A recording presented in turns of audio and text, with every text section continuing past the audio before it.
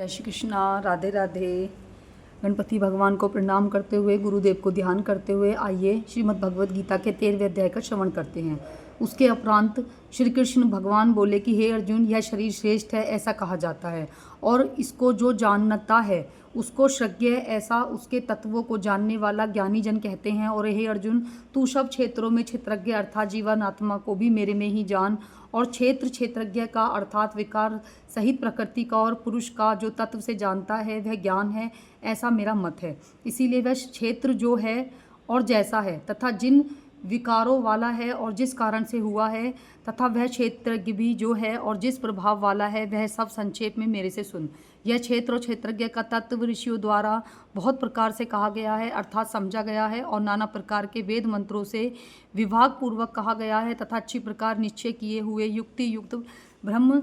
सूत्र से पदों द्वारा भी वैसे ही कहा गया है। हे अर्जुन, वही मैं तेरे लिए कहता हूँ कि 5 महाभूत अर्थात आकाश, वायु, अग्नि, जल और पृथ्वी का सूक्ष्म भाव, अहंकार, बुद्धि और मूल प्रकृति अर्थात त्रिगुणमयी माया भी तथा सब इंद्रियां अर्थात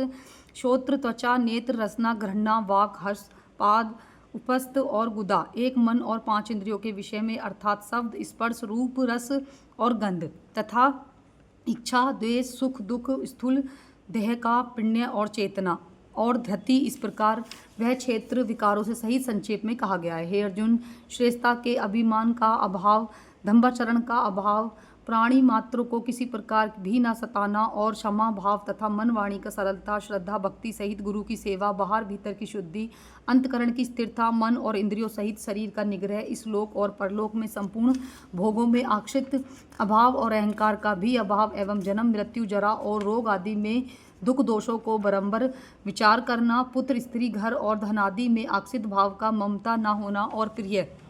अप्रिय प्राप्ति में सदा ही चित्त का सम रहना अर्थात मन के अनुकूल और प्रतिकूल प्राप्त होकर हर्ष, शोक आदि विकारों का न होना, मुझ परमेश्वर में एक ही भाव स्थिर रूप ध्यान योग के द्वारा अव्यभिचरण, भक्ति, एकांत और शुद्ध देश का रहने का स्वभाव और विषाक्त मनुष्यों से समुदाय में प्रेम का ना होना तथा आध्यात्मिक ज्ञान में नित्य स्थिति और तत्व ज्ञान से अर्थ रूप परमात्मा को शर्त देखना, यह सब तो ज्ञान है और जो इसके विपरीत है वह अज्ञान है, ऐसे कहा है।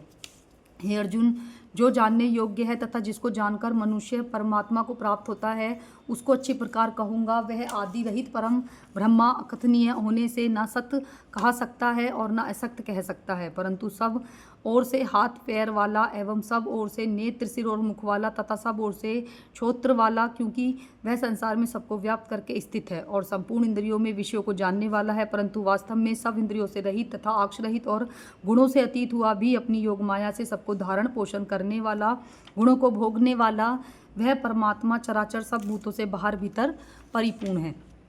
चर अचर भी वही है और सूक्ष्म होने से अविज्ञ है तथा अति समीप में और दूसरे में भी स्थित वही है और वह विभाग रहित एक स्वरूप आकाश में सदस्य परिपूर्ण हुआ भी चराचर संपूर्ण भूतों में पृथक पृथक के सदस्य स्थित प्राप्ति होता है तथा वह जानने योग्य परमात्मा विष्णु रूप से भक्तों को धारण पोषण करने वाला और रुद्र रूप से संहार करने वाला, ब्रह्म रूप से सबका उत्पन्न करने वाला, वह ब्रह्म ज्योति का भी ज्योति एवं माया से अति परे कहा गया है तथा परम परमात्मा बोध स्वरूप और जानने के योग्य है एवं तत्व ज्ञान से प्राप्त होने वाला और सबके हृदय में स्थित है। हे अर्जुन, इस प्रकार क्षेत्र तथा ज्ञान और जानने योग्य परमात्मा स्वरूप संक्षेप में कहा है। इसको तत्व से जानकर मेरा भक्त मेरे स्वरूप को ही प्राप्त करता है। हे अर्जुन, प्रकृति अर्थात त्रिगुणमयी मेरी माया और जीवात्मा अर्थात क्षेत्रज्ञ, इन दोनों को ही तू अनादि जान और राग द्वेष आदि विकारों तथा त्रिगुणात्मा संपूर्ण पदार्थों को भी प्रकृति से उत्पन्न हुए जान, क्योंकि कार्य और करण से उत्पन्न करने हेतु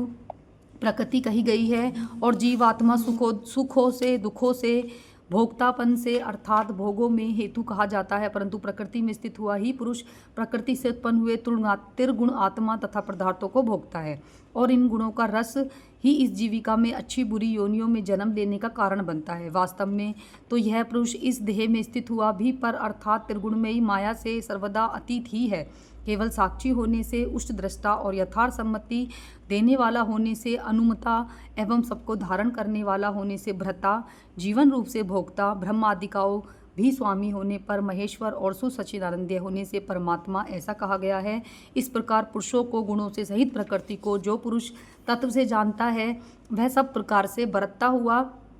भी फिर भी नहीं जन्मता, अर्थात पूर्व जन्म को प्राप्त नहीं होता। हे अर्जुन, उस परम पुरुष परमात्मा को कितने ही मनुष्य तो शुद्ध हुए सूक्ष्म बुद्धि से ध्यान से द्वारा हृदय में देखते हैं तथा अन्य कितने ही ज्ञान योग के द्वारा देखते हैं और अपर कितने ही निष्काम कर्म योग द्वारा देखते हैं, परंतु इनके द्वारा जो मंदबुद्धि वाले पुरुष वे स्वयं इस प्रकार ना जानते हुए दूसरों के अर्थात तत्व के जानने वाले पुरुषों से सुनकर भी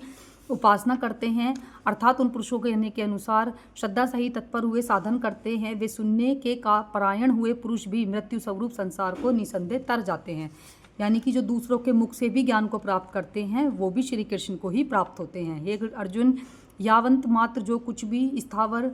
जंगम वस्तु उत्पन्न होती है उस संपूर्ण को तू क्षेत्र क्षेत्रज्ञ के संयोग से ही उत्पन्न हुए जान, अर्थात प्रकृति और पुरुष के परस्पर के संबंध से संपूर्ण जगत की स्थिति है। वास्तव में जो संपूर्ण जगत नाशवान और क्षण भर होने से नित्य है, इस प्रकार जानकर जो पुरुष नष्ट होते हुए भी सब चराचर भूतों में नाश रहित परमेश्वर को सद्भाव से स्थित देखता है वही देखता है, क्योंकि वह पुरुष सब में समभाव से स्थिर हुए परमेश्वर को समान देखता है, अपने द्वारा आपको नष्ट नहीं करता, अर्थात शरीर का नाश होने से अपनी आत्मा का नाश नहीं मानता है, इससे वह परम गति को प्राप्त होता है।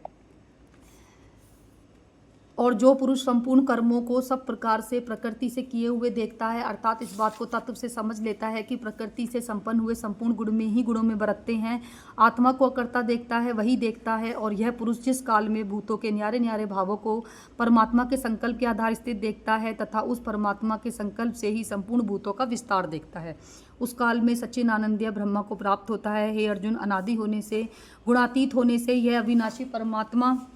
शरीर में स्थित हुआ भी वास्तव में न करता है और न विलायमान होता है। जिस प्रकार सर्वव्याप्त हुआ भी आकाश सूक्ष्म होने के कारण विलयमान नहीं होता, वैसे ही सर्वत्र देह में स्थित हुआ भी आत्मा गुणातीत होने के कारण देह गुणों से विप्लयमान नहीं होता। हे अर्जुन, जिस प्रकार एक ही सूर्य तथा इस संपूर्ण ब्रह्मांड को प्रकाशित करता है, उसी प्रकार एक ही आत्मा संपूर्ण क्षेत्र को प्रकाशित करती है, अर्थात नित्य बोध स्वरूप एक आत्मा की सत्ता से संपूर्ण जगत प्रकाशित होता है। इस प्रकार क्षेत्र और क्षेत्रज्ञ के भेदों को तथा विकसित रहित प्रकृति में छूटने के उपायों को पुरुष ज्ञान नेत्रों द्वारा तत्व से जानते हैं, वे महात्मा जन परम ब्रह्मा परमात्मा को ही प्राप्त होते हैं। ये था श्रीमद् भगवद गीता का 13वां अध्याय। जय श्री कृष्णा, राधे राधे। सभी भक्तों को जय श्री कृष्णा।